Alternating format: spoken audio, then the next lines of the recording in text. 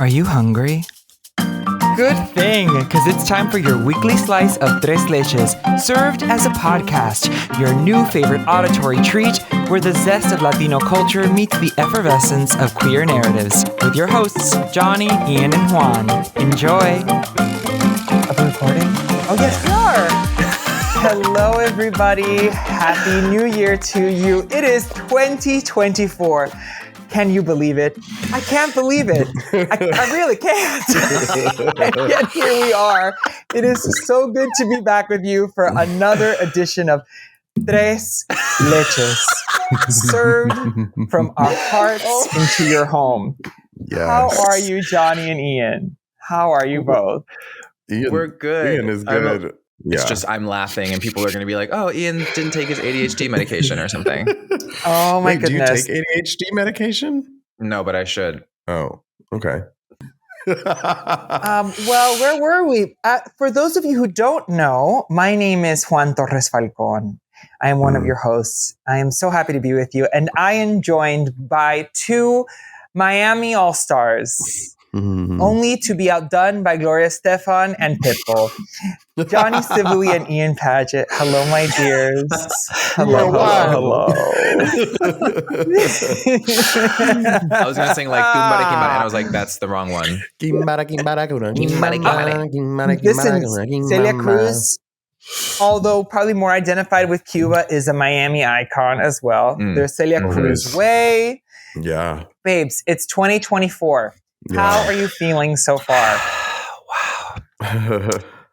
You know, I'm actually feeling pretty good. I'm feeling rested. I feel rejuvenated from kind of spending New Year's in Nicaragua, and then I got some really good family time. And so my whole like Miami weekend, and when we saw each other, like that was just so nice. It felt really, really nice. I loved our day together. And for those listening, like Johnny was in Florida for his family moment, and Juan and I were in Miami, and we all met, and we just had this like day where we just hung out, and it was so nice. And watching Juan try to parallel park was the most entertaining thing ever. Oh my god! Just that was a Christmas gift in and of itself. Yeah. And but I'm just really happy to be here. Parallel parking until then. No, you were. It was the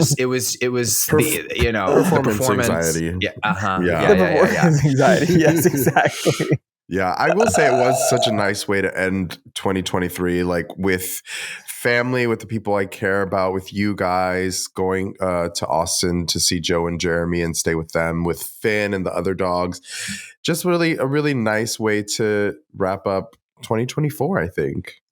Yeah. How was your New Year's in Austin? It was wonderful. I mean, I was joking. Jeremy, Joe, and I were joking that we had FOMO seeing everyone in Brazil. Jeremy, Joe, and I. JJ and Jay. JJ. We were laughing at everyone in Brazil and Puerto Vallarta and Miami. You know how the gays are. They're so unique in their choices of destinations. So, I mean, you guys were. You went to Nicaragua, which I feel like uncharted territory for the Queens. That was unique.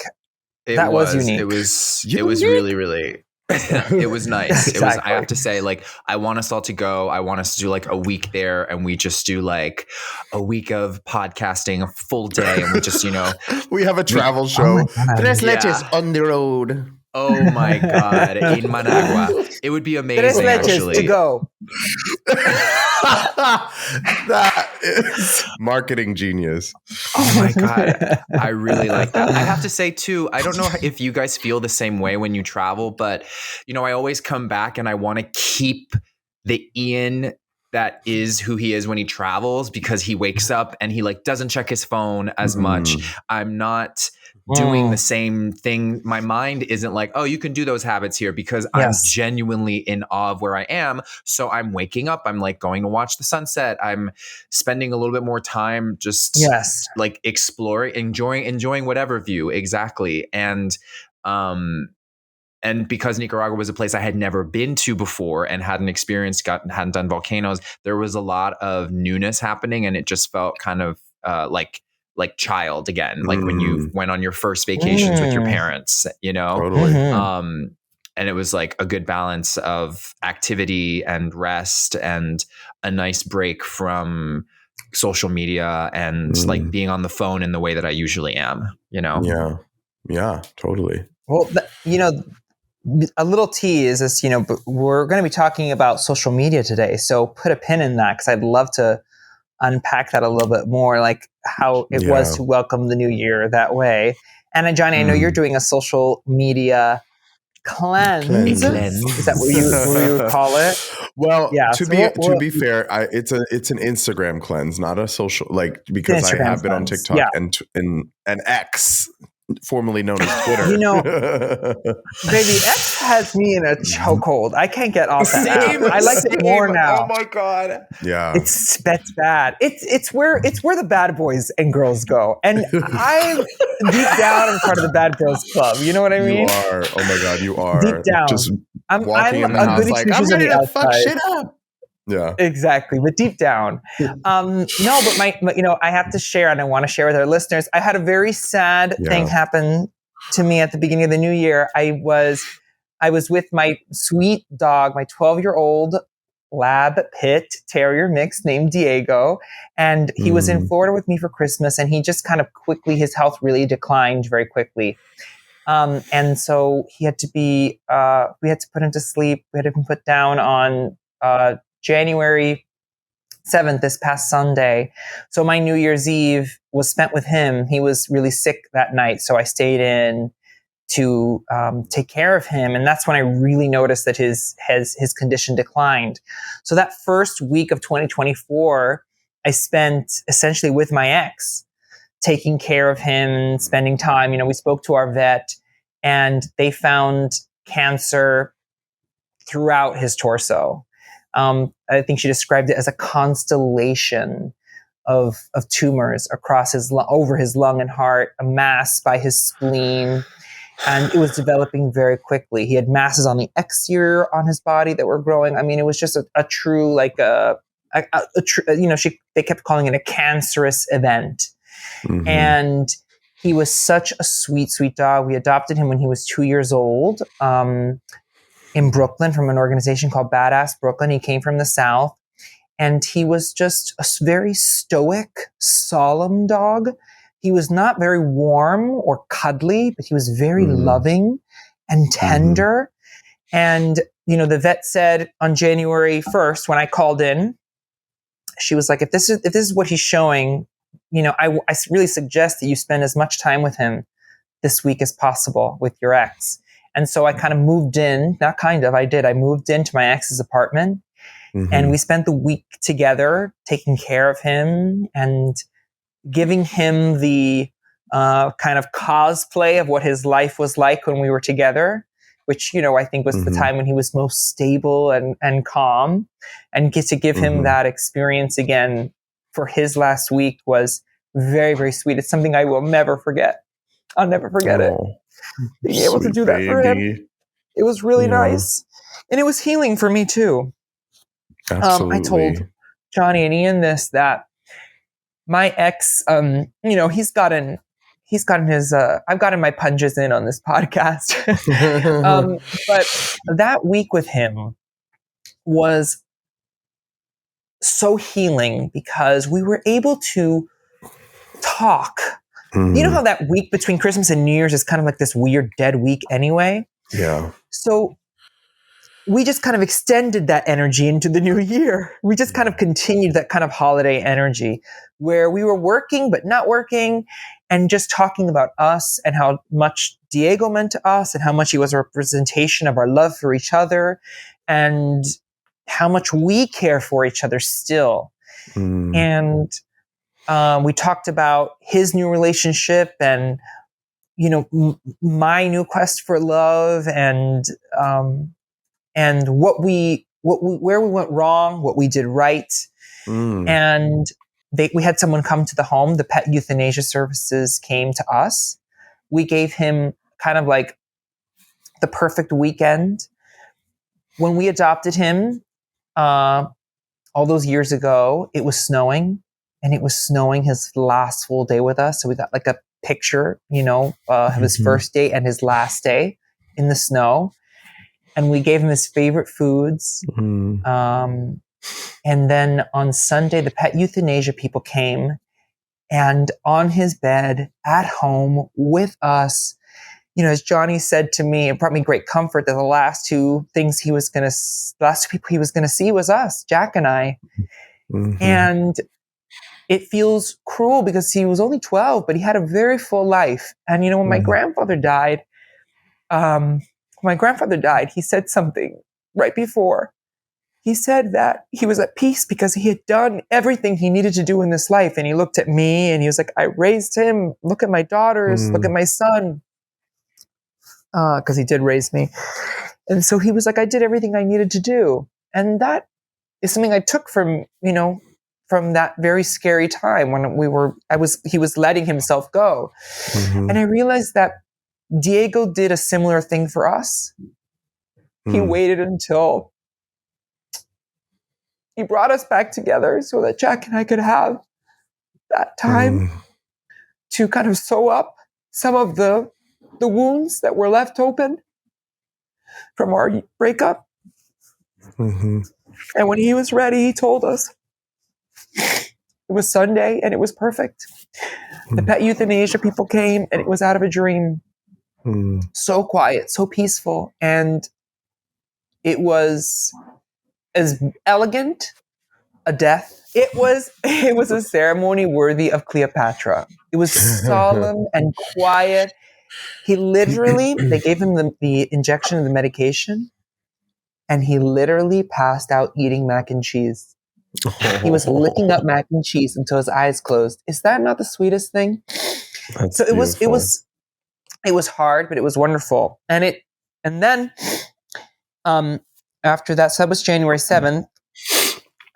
January 8th, I had a day of respite. Then the 9th is my birthday. And I woke up with a level of food poisoning, a comical level of food poisoning. Bridesmaid, Jordan Almonds, shitting in the wedding dress level of food poisoning. Okay? Like as if I needed anything else. The vomiting, I was praying. I wanted to be cremated. I said, I too need convalescence. I need them to come here and inject ketamine and morphine into my ass, and I need them to take me out. I needed to be taken out. Oh my God, but here nor there, we're here. You made it. We made it. But I was looking forward to this because this was going to be the real start. We were going to record earlier this week, but of course, with everything in my life, we had to put a pin in all of that. But I'm so looking forward to this episode because I'm reinventing myself in so many ways this year, starting life again. I consider it a very new chapter. And, you know, my birthday is the beginning of the new year. At the beginning of the year, obviously, my birthday is January 9th. And so I loved that we are kind of starting this new year together. We had our little first chapter, but this is really the year of Tres Leches, and I cannot wait to see where it goes with both of you. Same. Thank you. I am. Same. So let's get to what we came to talk about today, which is social media. And I think this was today's topic, which, you know, was so beautifully dreamt up by Johnny. I'm going to read you exactly what we're calling it. Disconnection for the sake of connection. How social media affects us all. And I think this was inspired because Johnny is, as we mentioned earlier, on this social media cleanse. Johnny, what inspired this cleanse? Tell me.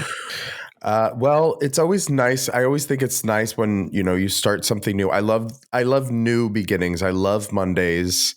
I love a new project. I just love new friendships. I love everything new. And I love to rethink a lot of things in my life. And one of my biggest things in the past 2 years, I would say, is my relationship with social media. And how my relationships in my real life, I think, take a toll because I've put so much importance on the relationships I've made online. I mean, the internet has made me lots of money. The internet has introduced me to lots of wonderful friends, significant others. It has been a really big part of my life, and I found community and love. But at some point, it started to take a turn where it became sort of a crutch for, just a catch-all for every emotion that I had, whether if I was angry, if I was happy, if I was sad, I would rush to social media. If I was horny, I wasn't going out to find the people I wanted to be with. I was going in to my device, hunched over in my screen. So I knew that the election year was coming up, 2024. I remember the election year 2016. I remember 2020.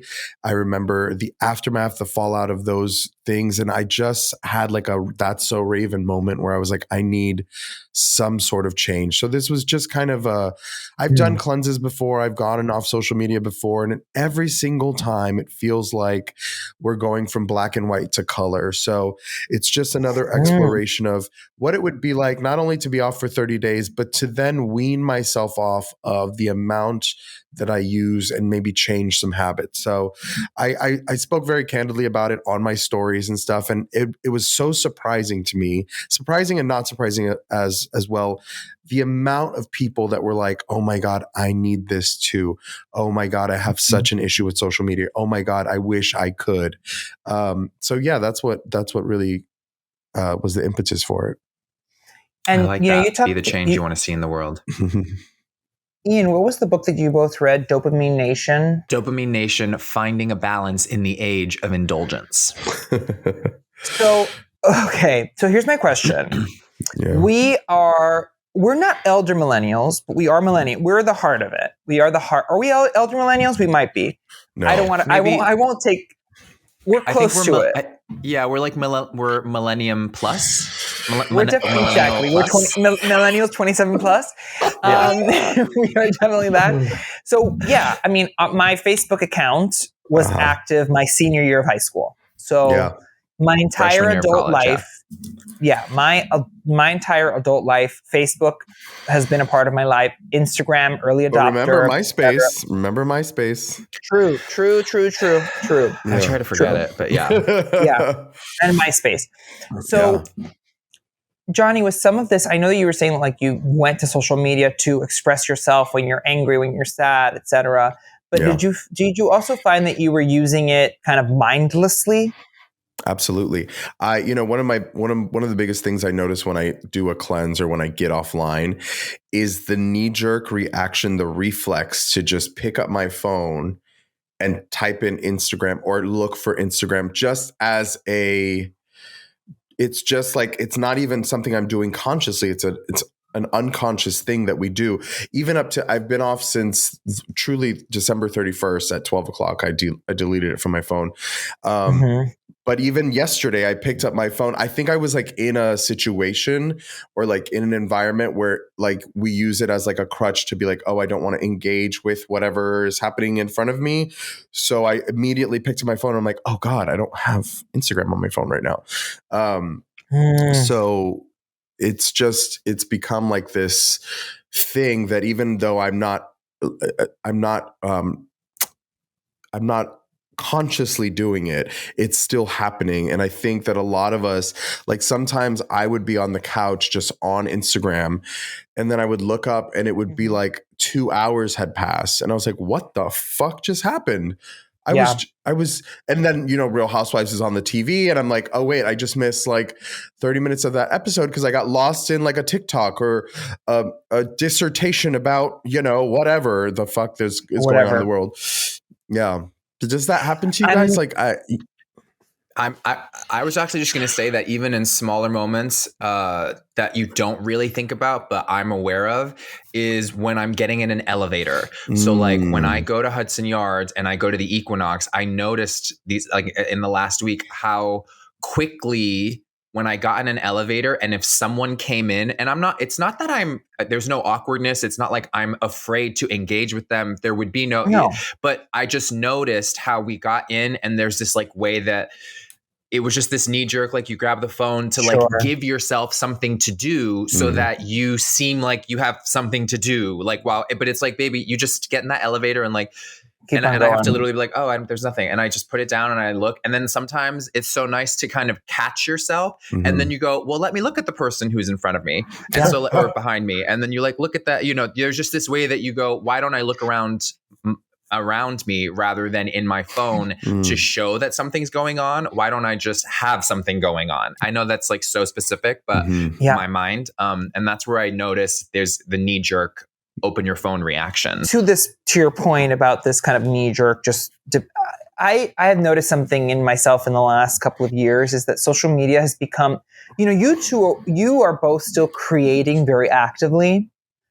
And I think that social media, it is a means to a very important end for many people's livelihoods. Social media is the way that people, from everyone from freaking plumbers to A-list celebrities, people are using it to market themselves and to further their businesses, right? But I think at its most nefarious is where it's perhaps most dangerous is just the non-creation time, but just the consumption time. Correct. When you're just eating Correct. and doing nothing. And I have had for the past, I want to say since 2018, since I graduated from Columbia Journalism School, I've had a little bit of social media creation paralysis. I was so active in my early years of social media and good at it, kind of naturally good at it, that I started to become very insecure because it became like a rat race that I never felt like I was moving forward. Instead of continuing to create, I just stopped because I was afraid of putting myself out there. Yeah. But that did not keep me from consuming social media for the past many years. The primary way that I have been using social media is just for knowledge, information, stimulus. Right. And the Instagram abysses of life that I have missed of 30 minutes, an hour here, an hour there, have really gotten out of control. And I don't think I would have even paid that much attention to it if it hadn't been for in your stories talking about your cleanse. And then also realizing that when I had a little bit of time at home on the couch with the dog and everything, how much I was using it just to watch videos of mindless things. And I really knew that something was wrong when I was saving posts that I've already saved. And I didn't remember them. I was archiving them into folders, and I was like, I've already watched this. Wow. Police! Police! Call the police. Okay? It's arrest me. Call the police. What's interesting too is that there's whenever people talk about it, everyone's always like, my screen time. I'm so on it. I need to get off. It's a lot of I statements. It's something that I'm doing. But what a lot of people don't realize, I read a book in 2022 called... Oh my God. Congratulations. Thank you. I'm gonna... You know what, bitch? First of all, I have to. I heard it. I was like, Ian, just say it. You haven't said that one in a while. I was like, bitch, if one thing about me, I read, okay? I read you and I read books. You do. Okay.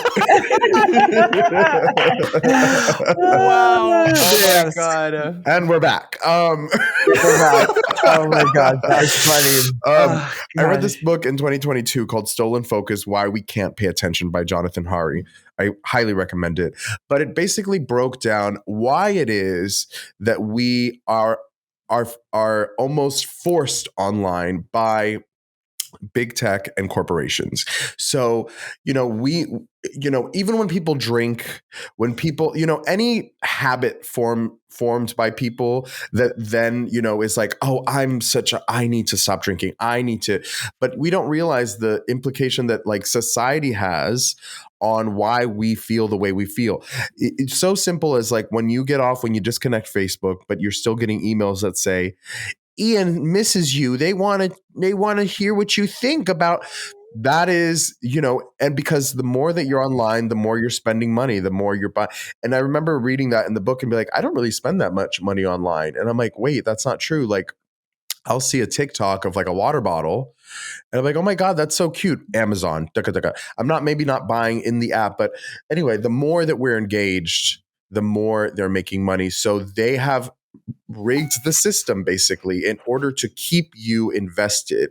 And, just like they said in Dopamine Nation, every time we get a like, we get a comment, we get a DM, we get some sort of hit. It's a dopamine hit. And we're used to getting so many of those hits daily. I want to play you a little clip from, I sent it to both of you, but I think it would be cool for the listeners to hear it.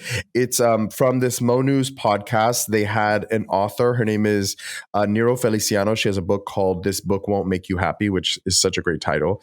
But here she's basically talking about why it's so hard to focus on other things outside of social media, outside of the internet, outside of your device, because you're getting bombarded with all of these dopamine hits so that the things outside of yourself don't feel as important. Here, I'll play you the little clip. Hold on. So when people are called to do things where they don't get that constant dopamine, they have a hard time motivating to do it. It loses their attention. Their attention spans have gotten shorter. It's harder for them to focus. So basically, there's only so much we can do. Like I can delete the app off my phone, but that doesn't mean that society changes around me. I've been off of it since the 31st, and I go out into the world and I just see everyone like this, looking down. And I'm not over here like, oh my God, poor souls. Like they don't even know how to not do a cleanse or whatever. It's kind of just like, wow, we really have shifted as a society and like how we're just completely zombified by our phones. Mm-hmm. But I'm not doing this to play devil's advocate because I actually believe that. I love social media and I have always loved social media. And I think a lot of people disagree with me. I think we are net good. I think there is more good than bad that has come of the internet. I know many people disagree, but that's for them and this is for me. I like that we are able to connect via social media. I like that people who are neurodivergent or who have extreme social anxiety get to interact with the world through Twitch or through TikTok or through finding their communities. I love that about social media. So I think there's a lot of good, that is to say, but I was just say like that quote so succinctly sums up the problem is that if you are now getting positive feedback from the world, or if you've gotten positive feedback from the world for things for which you would have not received any kind of feedback before, it gets harder and harder to make shit happen in your life. And I think it's even more poisonous when you see other people get the dopamine hits that you crave. And you're like, well, why am I not getting that? Yes. I don't want to do shit if they're doing that. Should I do what they're doing? Should I pose the way they're posing? Should I? Oh my God! It's because listen. Yeah. The maths here. Likes, followers, retweets, mentions. These things do equal street cred. Yeah. That's it. You can say what you want. The truth is, if the likes aren't up and the follows aren't up, and that doesn't mean you're not going to be a happy person. Correct. But it is or that you're not going to have success in this world. But it is a way for the world to assess value. Right. And so how are you not to assess your own personal value if that is the way the world, economy, commerce, entertainment, industry is assessing the value of entities too? Yeah. Right? If White Lotus is only getting a season 4 because of the amount of audience interaction, how are you not to think that I'm only worthy of challenging myself and pushing forward in my life if I don't get that same kind of feedback from my own circle or whatever it is? It's relative. Well, yeah. I mean, but even in that example, I would say that White Lotus didn't start off as something that was highly advertised as, that's what Exactly. what it devolved into. So I always say, like, with creators and things like that, I'm like, be you, authentically you. I mean, authentic is such a like buzzword, but just be yourself, and they will build it, and they will come. And then everything that happens after that, that's the thing. Like, this is a new type of fame. Like, fame is so much more accessible to so many people these days. And I think even people that had no care for fame before will somehow like get that thing. You're like, it just becomes normalized. And I feel like one of my favorite sayings is like, the internet is not the real world. It is the real world, but it is not the real world in the sense that it is not, these conversations that people are having in the comments alone, the way they're talking to each other, they would not talk to each other like that if they were face to face. Some of them might, but most of them won't. And, there's just a different layer of, faux behavior online that does not exist in person. And, you see that in, I think 2016 was a great illustrator of the internet is not the real world, because we thought, a lot of us thought we got this in the bag. Donald Trump will never be president. That's just not the way this country works. And in reality, outside of the internet, outside of our own little tunnel of friendships, of infographics that were just reposted by the same people that not really anyone outside of our own kind of internal biases understanding, is shown to be like, no, girl, that's not actually how it's working. And we kind of were like gooped a little bit. And, I think as years go on, we're starting to learn more. The internet's been like the wild, wild west. We're just learning as we go. I think, there's 4.9 billion people around the world online. That's 61.4% of the global population. That's a lot of people online.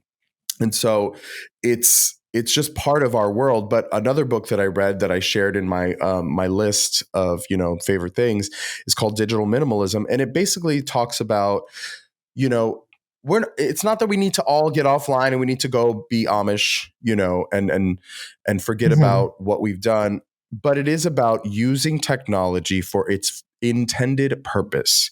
And there's an argument to be said that the intended purpose is not to take us away from each other and put us somewhere else. It's to bring us closer together. So like, if you see your friends at a coffee shop, that this was something that they said in the book. If you see your friends at a coffee shop, Facebook doesn't really allow for people to like meet up and get off of the device. They want people to, stay on their device. So like, you post a story, and I don't know, there's just so much stuff in these books and the research, and just hearing people's stories in my DMs about their connections with social media. And I think, because I did say I'm going to do a cleanse, and some friends were like, "Oh, you're announcing the departure," and I was like, yeah. And you know what? I used to have like issue with that. I used to be like, just go quietly into the night, girl. Nobody needs to know that you're going on a cleanse. And, there's people that announce a cleanse and they're back in a day. And, but I think we need to talk more about the mental health aspect of social media, and like destigmatize that, like talking about it, because sometimes I think maybe this is just a me problem. And then I post something like that. I'm like, oh no, this is not just a me problem. A lot of people have this issue. Well, because if you don't post something like that, you get, can I share something that really chafes my nipples? Yeah. And I have giant pepperoni nipples. Okay.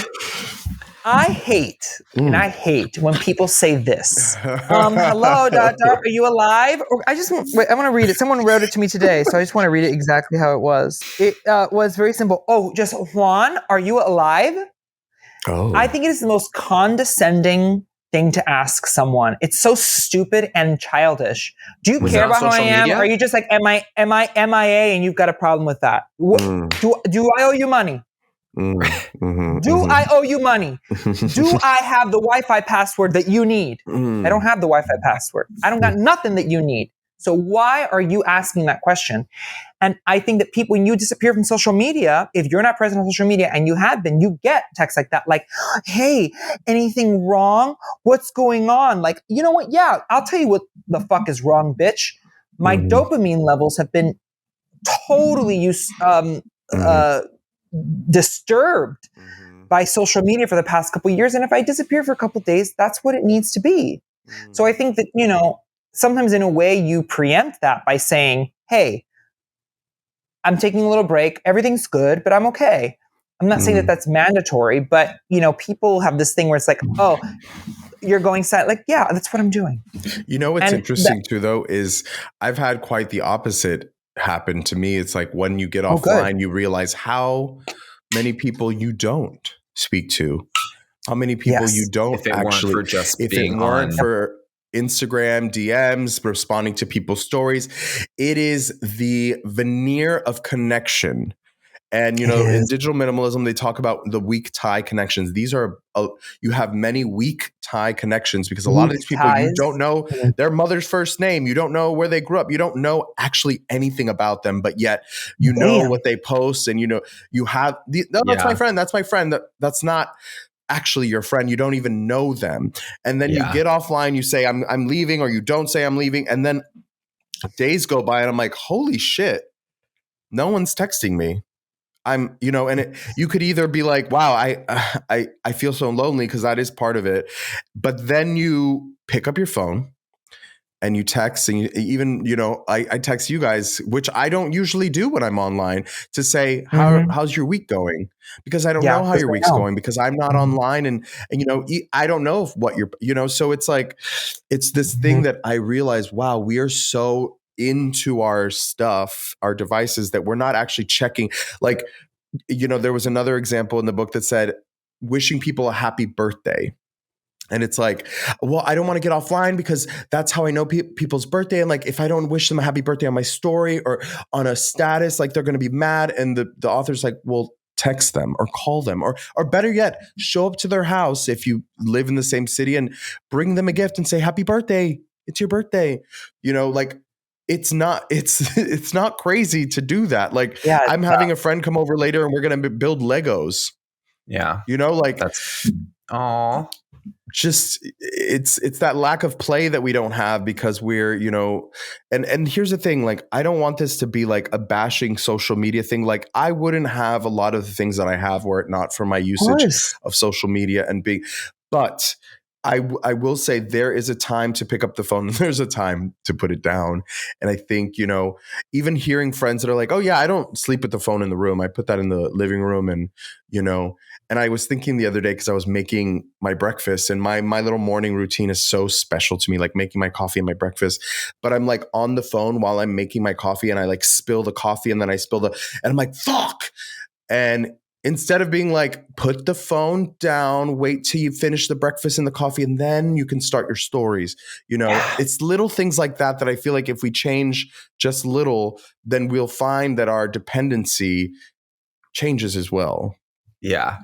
You know, I'm noticing right now, every time one of you says something that like I agree with, or that I deeply feel, I take a deep breath and a sigh. So listeners, thank you so much for your feedback and notes about breathing, but it just means we're all listening to each other. So shut the fuck up. We're working on our audio. But I'm just noticing because like everyone fixed their breathing, and because I noticed it on myself, but everyone be very aware of it.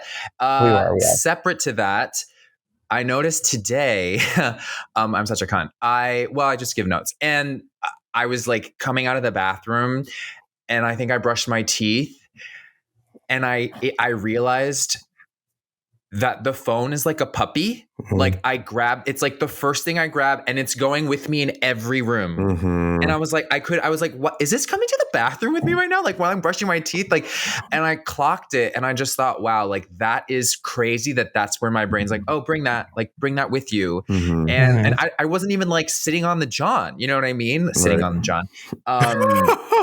On a John. Like, I'm just kidding. Yeah. John.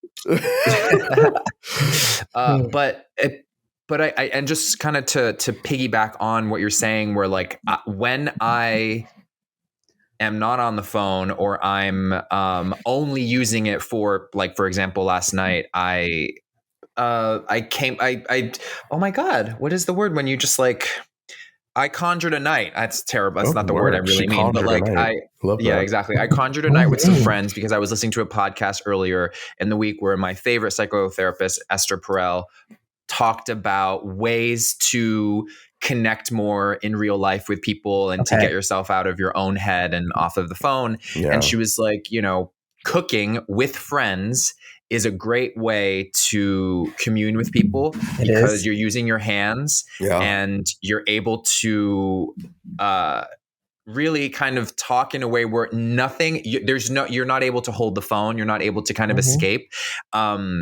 And so I was like, oh, I really love that. Like, yeah, it just kind of reaffirmed why I love to cook with friends, whatever. All of this to say that we had a beautiful night and we made something. And the only reason I was using it was for like recipe purposes. And even then I was like getting annoyed with it because it was keeping me from like, it felt like I was like, no, this isn't the vibe. I wish I knew the recipe. You know, now I know and it's fine. Or had it printed.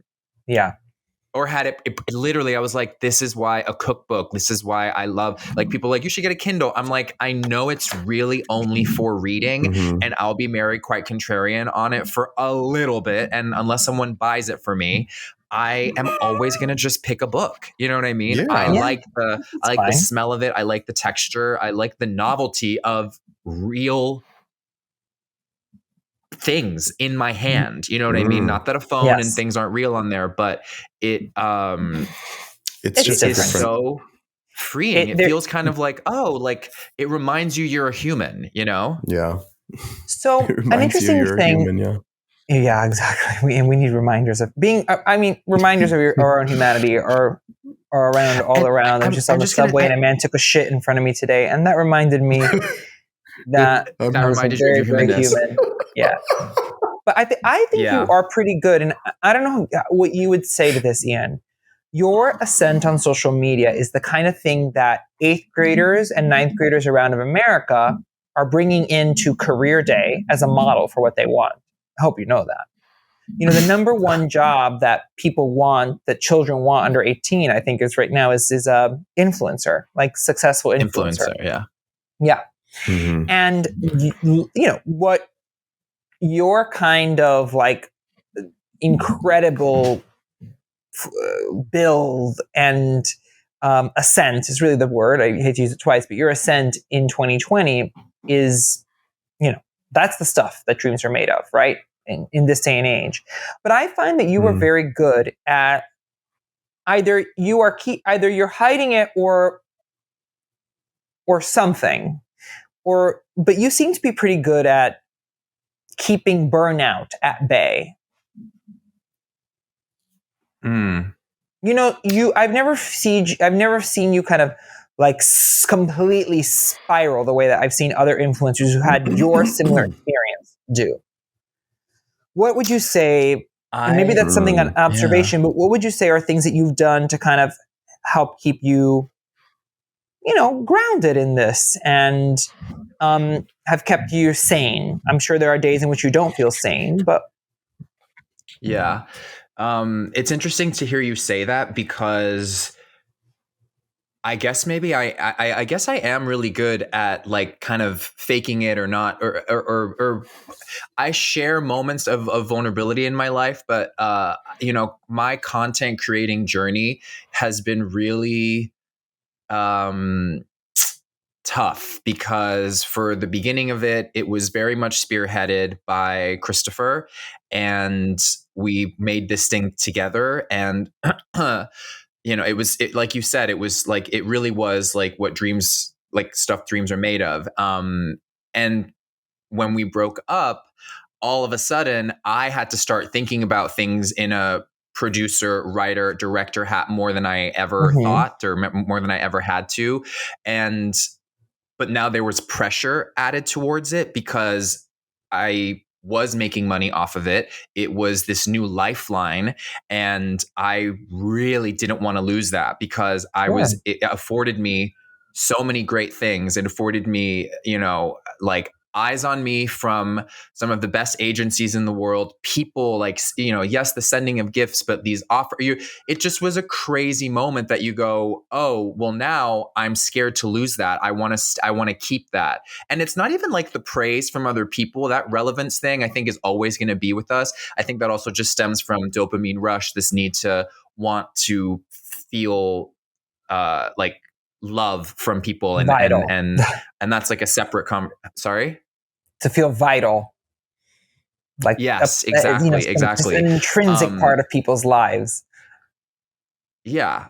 But to have this place be your moneymaker now all of a sudden was where I was having a hard time in that first year, just kind of like, because I didn't want to do anything. I tend to, when I feel pressure or if I feel lost and scared, I just want to like not do anything for a second. And I want to just like be around people and things that make me feel comfortable. And so I think like in these last 2 years, I'm still kind of like figuring it out. And when people bump into me, like someone came up to me at Whole Foods yesterday, a girl, and she was like, I just want to say, I really love your content. And she like stood in front of me and it's so interesting because I'm like, are you saying more than I think you are? But she really honored looking at me and she was like, and so I just like, please continue like doing what you do. And every time someone says that to me, I'm always just like, what is the content I'm even making? Because I do really feel, and I'm comparing myself because that's just what you do.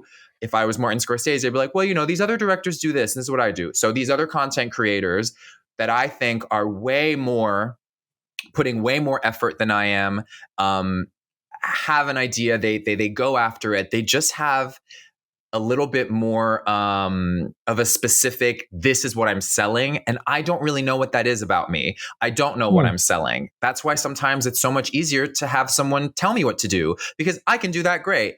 This is the idea. This is the vibe. What do you think? And then like I can create that with someone, and doing it by myself is really fucking hard. And I don't love doing it by myself. It feels like I have to do it because it's a job now. And wow, I'm really ranting, but it's we were not meant to be production studios necessarily, these independent, every single person is Harpo Productions. So, it's a lot to ask. I mean, to use this thing, not only to connect with friends and then to use it the way, there was a way that you used it before when you were just like, on Broadway, right? Where you're using it kind of just for marketing of Ian Paget. Like it was a marketing tool, like a headshot. And then to go from it to that to be like a business and a major player in the internet culture and, economics of TikTok is a big, big difference. So, that changes the way you interact with something. Of course, that pressure can be very isolating. It's what I talked about earlier. I felt that to be very paralyzing. But I do find that even with that amount of pressure, you may not feel that way, but you handle it with quite a bit of grace. You really have. Of course, it's scary to have to sweet. not, to not have the creative juggernaut next to you. Dándole next video. Yeah. So it's hard to do that alone. But I think you've avoided, the kind of burnout that I've heard of from other creators. I would say, I think the important thing, whether you're a creator or you're just a human being that uses the internet, I think it's important I think what I've noticed is when I've taken my cleanses before, like there was once, I think in 2022, I took a January off. And when I posted pictures, when I came back, I said like, the caption was like a month for me. And I always go back to that post because I love the photographs in that post. And like, they're not really important pictures. I just remember when I took those pictures, I remember being completely present in that moment and just wanting to capture that one specific moment. And I can feel that time when I was in those moments. But because when you get back on and everything becomes a moment, every walk, we think that we have to come up with these moments. And it's like the moments will present themselves. You just have to allow them. But when we're constantly thinking of moments, when we're constantly thinking of the stories we're posting from the concert and the thing and the coffee and our moments are all over the place. So we don't actually remember the experience. Like, and the same thing, for Ian, I would say, I say this to myself all the time.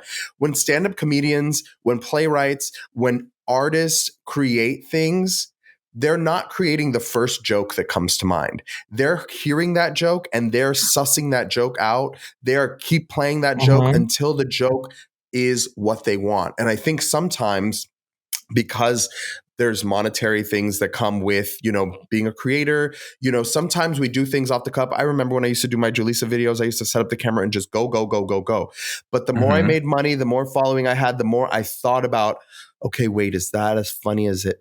I didn't think that before because I was kind of just shooting in the dark. But as time goes on, you get a little more precious about like what it is. So yeah, I think taking time to really experience things, to go on that walk that you go on, to experience the High Line, and maybe, you want to make a video about it, but you don't make the video that day. Maybe you take a couple more walks on the High Line. Maybe you experience a little bit more of the architecture and the people and the kind of people you see on it. And that becomes your little Nora Ephron short film.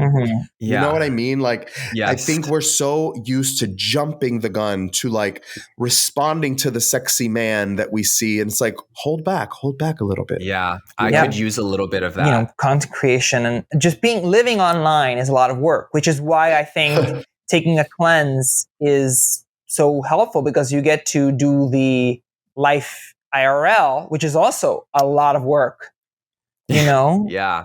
Yeah. Living in the year 2024, in Joe Biden's America is not exactly a piece of cake either. Yeah. I'm not shading Joe Biden. It's just whoever's the president is their America. It's never been a piece of cake. Like like your grandmother said, the world's always been shit. But when you have another looking glass into how much more the world is shit outside of your own sphere. So I'm doing my cleanse. We'll see how it goes. And I would hope that people would take the moment. And this is not me saying like everyone needs to get off the internet. I mean, I think it would be a luxurious thing if we all could, but I do think that it's good to take moments, like when people do dry January, when people do, a cleanse for their body. I think it's nice to learn things about yourself when you step away from noise a little bit. And whether it's good or bad. Yeah. One action item I'm going to take from you, Johnny, is to really select one app to kind of do for the rest of the month. So I know I'm starting in the middle of the month, but I'm going to think I'll do with Instagram and just only use it when I absolutely need to, like if I have to do stuff for work or something like that. Because otherwise, I think doing all of them is too much of it's too much of a vacuum for me to fill. So I think if I do that, that's a great tip. Do the one that is the most toxic, or not the most toxic to you, or the one that's just taking the most time, or the one you whatever you deem that needs the most control. Yeah. And do not use it at the gym, for example, while you're working out. That's a good example. I was literally just about to say, I would love for all gyms to have this machine that's like somehow a part in the building that when you walk in, all that you can use on your phone is like a gym app. Like it deactivates like Instagram, because yesterday it happens all the time, but like these people and I've done it too sometimes, but right now I'm following so kind of like rigorously this plan with Aaron Urzo. And so like when I use his thing, and Johnny's been an inspiration, like I'm just trying not to be on Instagram while I'm working out. And sorry, say that again. I'm saying like you've been such an inspiration that I'm not you. Oh, cut and copy. Oh my God. Episode title. No, you know what I've been doing, because I don't like when people are on their devices like between sets. So I got this little notebook that's like as big as this little thing right here. It's like a steno pad or whatever.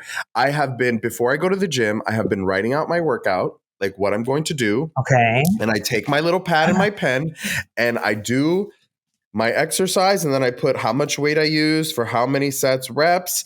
Okay, I put it down. I do and then I go back and I pick it up and I write down the next weight. One, because it's a great way to focus on my progress in the gym. To be like, wait, what was I lifting last week? I can look at my little pad and know, but also it gives me something to do during my rest periods, so that I'm not picking up the phone and be like, oh, who texts me? I also put my phone on do not disturb, because I want to listen to my music and do my thing, but I don't want to be on my device, because that turns a minute rest into 2 minutes, 3 minutes, when you could be writing down your progress or whatnot. So I think little things like that affect change. And I think, I've been also reading this other book called This Naked Mind about alcohol. And, it's basically about how alcohol is a poison to us, and that society has taught us that it is, we're basically drinking gasoline. But when I was listening to the book, I kept replacing alcohol with social media or with, another substance or anything. And I was like, wow, there's just so many things that we could be changing it, like little by little, that we don't realize would have a bigger impact on our mental health, on our physical health, Yeah. So anyway, I just think it's a great time to try things, especially at the beginning of the year. I stopped using my Apple Watch. And I know everyone's like, you can change the, do not disturb, and so you don't get any notifications, but it became this place where it's all it really is a notifications thing, or like, what is the weather? And I'm like, I can just do that on the phone. Like, and I just wanted to kind of like cut out that thing. And it's been really nice actually for my mental health. And I would also suggest to people, because I have to do it literally right now, but I turned on notifications for Instagram to like see the banner. So like if I'm doing something else, it's on the top of your phone, it'll show you when like a reply or a this or a happens on your reel. And I think probably because I wanted to see if like, someone was going to respond to me at the right time, or like I was. And that has actually been not a good idea. So if you do have that on, guys, I think turning that off is helpful. Yeah. So that when you're going to check it anyway, you might as well just wait to have a better dopamine rush and be like, oh yeah, I don't know what's waiting for me. You know what I mean? Right. And it also just helps you not feel like you have to always constantly check it, would be a really good idea. Yeah. And there's something you said, Johnny, that I wanted to touch on. But either way, like streamlining notifications is a great idea. It's a great idea. Yeah. So much. It really is. Tips and tricks with the Trace Light Chase. Yes. It's a bounty of that. I'm really gonna try to do this. I'm gonna try to buckle down and see what I can get out in this. Just so that February can feel like I gave it my all for the rest of January. You know what I mean? Mm-hmm. So that the rest of the year can feel like that. Because we just make up these dates anyway, these New Year's and calendars. It's all just connected to the sun and the moon and the stars. So, so we just got to we have to make religion of it. I would say if you're listening and you have wanted to maybe get offline, but you feel like you're going to miss something, it's okay to miss things. And, even when I was offline, I knew Ian was in Nicaragua, or he had gotten back from his trip. And I asked him, send me some pictures from your trip. I want to see how it went. You can do that. You can text people. You can call them. You can FaceTime people to be like, hey, how are you doing? And you know what I notice is that when I'm offline, when I see people that I know in person, I don't avoid. People that are not like friends, but like people that I know, I don't avoid. Instead, I go towards the interaction. And I'm like, oh my God, how are you? Because I'm not interacting constantly every day with other people. So when I see someone I know, I'm like, oh my God, Fulana, how are you, babe? And they're like, and because they're like on their device, they're like, oh, hey, I'm good. Yeah. And I'm like, they're having that moment that I've had so many times where you're just like, I can't take another interaction right now. Right. And I would say, like, when you turn off the noise on one thing, you'll see how you open up space to hear so much more noise in the real world. Yeah.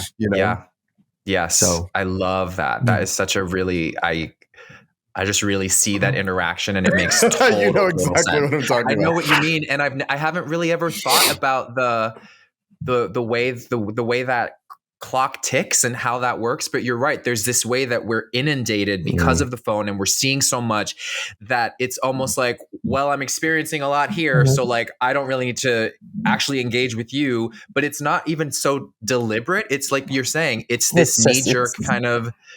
Yeah. It's just the way It's the way we are. That's interesting. All it is. That's all it is. And I would invite us to talk about it. Sorry, one last thing. Because I just thought of it. But I would invite us all to talk more about how social media affects us, how it impacts our lives. How social media impacts us, and how we deal with it day to day. Because the more we talk about it, the more we destigmatize this idea that everyone's everything's okay, because not everything is okay. And I think it's important, if you want to get offline and you need to say something about it, it's okay. If people think you're crazy, most of these people don't matter to your everyday life anyway, and we're going to share clips from this episode on social media, because that's the intended purpose, is to connect and to bring people into the pod, to get off their phone, to listen, while they're cooking or, running or walking the dog. I don't know. So let's try and use it for its intended purpose and not allow it to take over us. And that's on Mary Had a Little Lamb, and that's on Facebook, on markzuckerberg.com.edu. When we come back, we have a very special spilled milk. Be right back. And we're back. Okay, so this week's spilled milk it's not gossip. It's not a question from the masses. It's a spotlight. We want to throw some flowers at our girl. Ian, take it away. Oh my God. So it's kind of fitting, Johnny, when you took that one little day off to come back to social media to shine some light on this person, Miss Trace Lissette, who is, like you said, getting her due, give her flowers. And I just thought, what a better way to share someone's success that's happening in a way that feels so well deserved, and that she's one of your best friends. So you must be so proud, as you guys were in acting class together and all the things. Well, one thing about Trace Lissette, she it's award season. It's further outside of my best friendship with her. I've always been a very big advocate for queer artists getting their due. Trace is in a movie that has been out this year. It's called Monica. It went to the Venice Film Festival last year, 2022. She got an 11.5-minute standing ovation that I was there for. She was the first trans woman to lead a film in the history of the 82-year film festival in Venice. Wow. Huge moment. She's been getting nothing but critical acclaim for her role. I will say there has been a lack of coverage that the larger media conglomerates have been doing. But all of that is, it's money-based. Hollywood is a machine. People spend like $500,000 on Oscar campaigns this year. But one thing that has been so heartening to see is the community rise up and meet Trace to support her and this film, especially the LGBTQ plus community.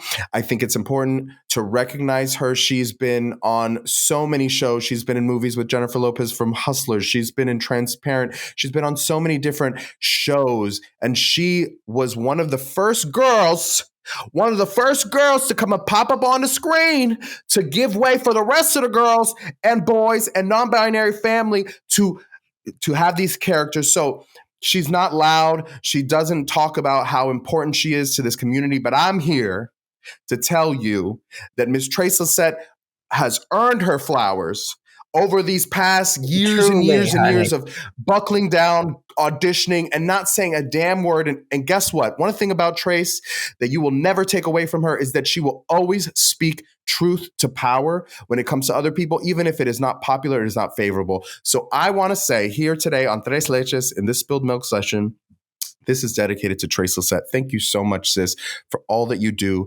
Thank you for providing a space for your art, for your story, for your livelihood to be part of our mutual growth. So thank you. Go watch Monica if you've not. Go vote for Monica. Go vote for Trace. In every capacity, she is nominated for a Spirit Award for leading actor.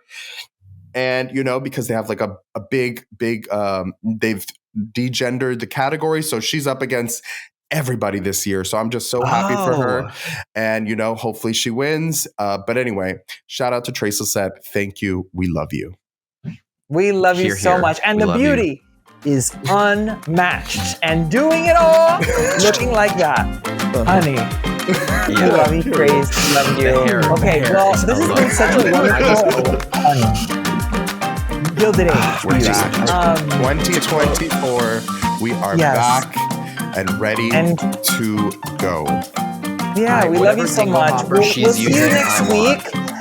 Yes, exactly. You should play with that imaginary hair. We love you all. We'll see you next week. Thank you for joining us. Mwah. Bye-bye.